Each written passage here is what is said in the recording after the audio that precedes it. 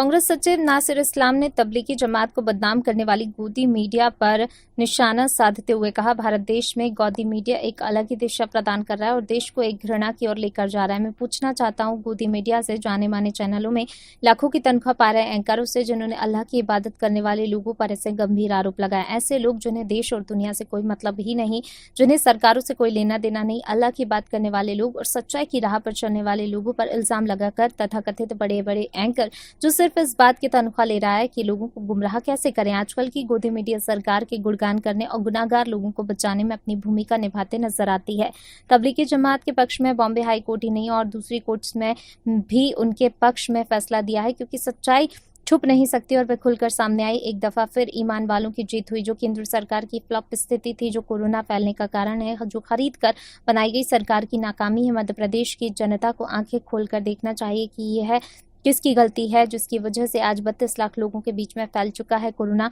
इसका जिम्मेदार कौन है और जो जिम्मेदार है उसे सजा मिलनी चाहिए। ये जो गोदी मीडिया है भारत देश के अंदर, ये देश को एक अपनी दिशा प्रदान कर रहा है और एक घृणा की दिशा के अंदर देश को लेके जा रहा है।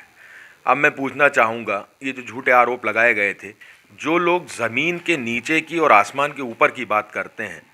जिन लोगों को दुनियावी बातों से कोई लेना देना नहीं, जिनको सरकारों आती जाती सरकारों से कोई लेना देना नहीं, वो सिर्फ अल्लाह की बात करने वाले लोग और सच्चाई की राह पर चलने वाले लोग, उनके ऊपर इल्ज़ाम लगाकर और तथाकथित जो आजकल बड़े बड़े एंकर्स बने हैं जिनकी लाखों में तनख्वाहें हैं,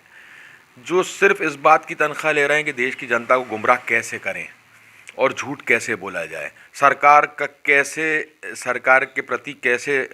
झुकाव उनका, सरकार को डिफेंस करना। आज तक हमने ये देखा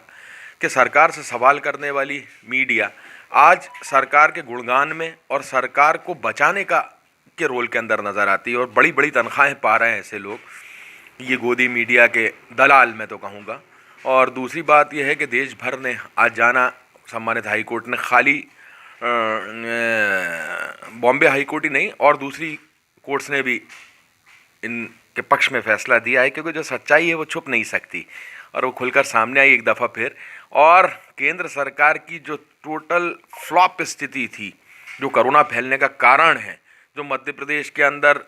एक खरीद कर बनाई गई सरकार, जो मध्य प्रदेश में कोरोना फैलने का कारण है, वो जनता के बीच के अंदर एक दफ़ा फिर से उजागर होकर जनता को आंखें खोलकर देखना चाहिए कि ये किसकी गलतियां हैं जिसके कारण आज लाखों 32 लाख लोगों के बीच में फैल चुका है कोरोना, और इसका जिम्मेदार कौन है, और जो जिम्मेदार है उसको सज़ा मिलना चाहिए।